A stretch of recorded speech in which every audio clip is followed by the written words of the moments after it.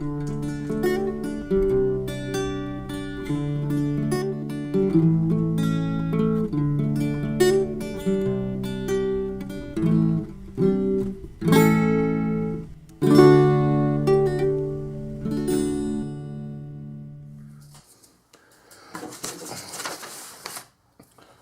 I'm getting ready to put a coat of boiled linseed oil on the stock, and the boiled linseed oil will dry quicker. A lot of people have tried to warn me about linseed oil, and I assured them that I was not using regular linseed oil. Now I'm going to leave this kind of rough because as I put coats of oil on it, I'll take the either steel wool, maybe a triple aught steel wool, or 300, what have I got here, like 300 grit sandpaper, and just lightly sand it between coats. But I want to kind of leave that grain raised for now. So what I'm going to do is just open up my oil, my Earl, and I did, one thing I did remember to do, I just remembered, is to take a brush. I'll take this paintbrush and just try to sweep out the checkering, because I don't know what kind of sawdust I have in there. And I don't want that to get all gunked up, so it looks pretty good, but you just never know, I guess.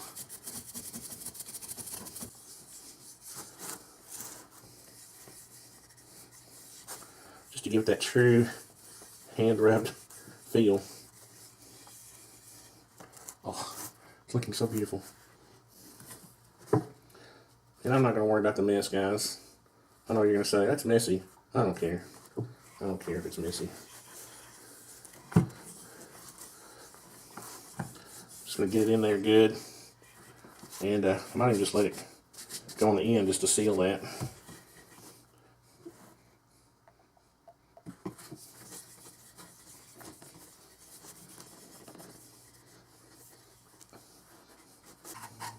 This will take a little more here, obviously.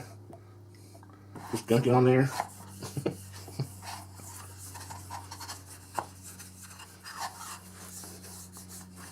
This is actually pretty fun. It reminds me of just kind of playing around in chemicals as a child. No, I'm just kidding. But I guess I'll try to get it in there just for the fun of it. Maybe help keep it clean. Maybe, I don't know. Feels good though, rubbing it in by hand.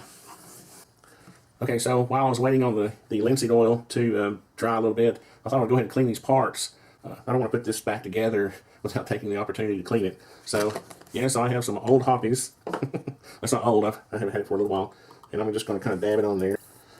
And I know a lot of people don't like hoppies, but I've been using it since I was a teenager, so. I get scared of it. I don't know. I hope I don't have cancer. I guess it's a possibility.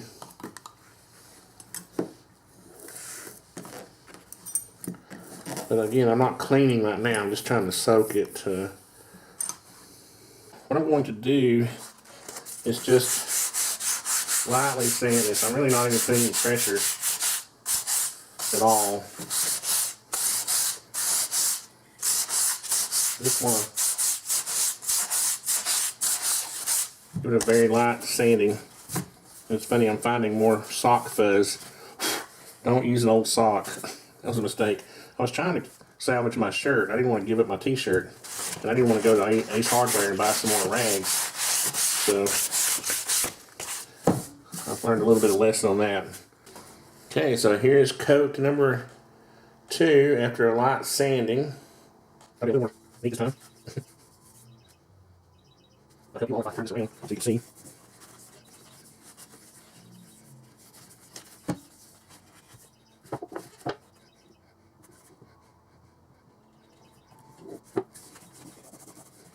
We have to go into that checkering, get even. The thing about hand rubbing it is that you can feel when you get it coated, you know. If you were doing this with a rag, first of all, you wouldn't get it, you'd never get a good coat on it because the rag would always be sucking the the finish off of the wood. And really what you want to do is coat it and let it sit. Okay, so I let it sit for a little bit. And I'm going to take my rag and just lightly wipe it off so it doesn't feel greasy. Well, I really learned a lesson on that sock deal. as I was sanding, parts of the sock that were actually kind of laid into the finish would kind of come up, and that was really a bad idea. I was trying to spare a t-shirt and use an old cotton sock, and a lot of the fuzz off the sock got stuck in the finish, and that was a mess. So don't do that. Okay, so I can't take it any longer. I gotta get this shotgun put back together. What we're going to do is start off by putting the buttstock back on. So it started. It is. So you might be saying, why did you take your screwdriver out, Tony? I don't know. I just figure cross threading it.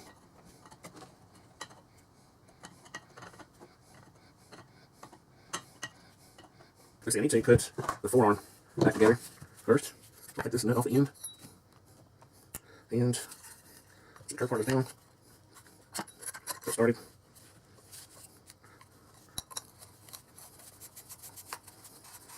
I'm going to use the small Allen wrench to tighten it up, or loosen it first time.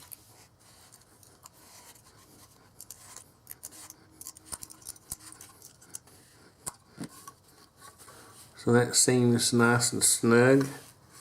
We just give it one little oomph, one little more oomph. And that's back together. That's looking good, isn't it?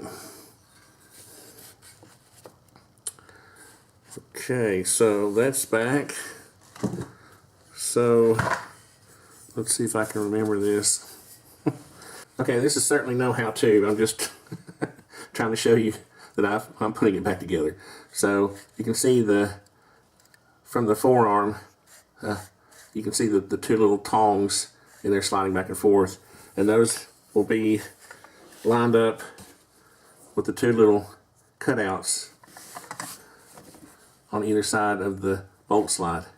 These little notches right here. So you kind of have to get this lined up with the bolt in its proper position, and then you have to get, actually you need to get it to where these are in the right position. There you go. You kind of have to work them together. You kind of have to raise this up and then drop it in as the little slides line up. And I just, you can't really slide it without the cartridge ejectors and play the stop.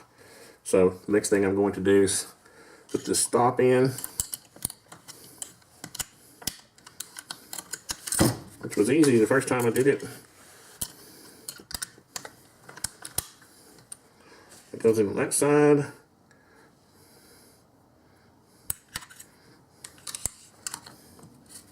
I'm guessing a little bit on this one. And then, if I've done all that correctly, the trigger, you need to kind of slide this back forward a little bit to where let's see.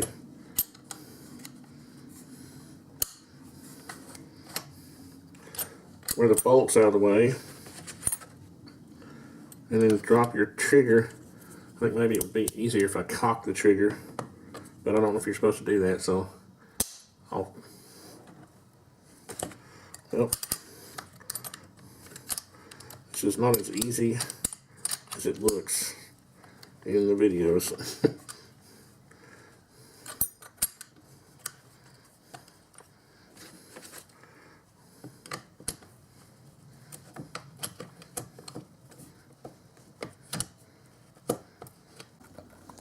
I did function check it after I put it all together.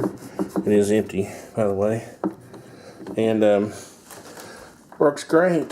So it took me a little finagling to get it back together, but it's just a matter of experience, learning, And I've done that now. That's one thing I like about doing these projects is learning about how these things are made and how to take them apart and reassemble them and clean them. The only thing I still don't like is this bling on this trigger. I'd rather it match the bolt, a mill finish. So I end up changing the trigger out. I don't know if you can see it or not with this light, but the stock looks good. You got the butt pad back on there. So like I said, I'm not totally happy with this sling, but you know, for around the house it'll work for home defense. I've got 10 number 3 buckshot, and just to function check it at the range tomorrow, got some number 4 birdshot. So the barrel looks really good at 18 inches. Actually, it turns out to be about 18 1/4, and I'm really happy with the stock and getting it all cleaned, and just happy. I appreciate all of you guys who followed this little project, and the next video of this shotgun will be at the range.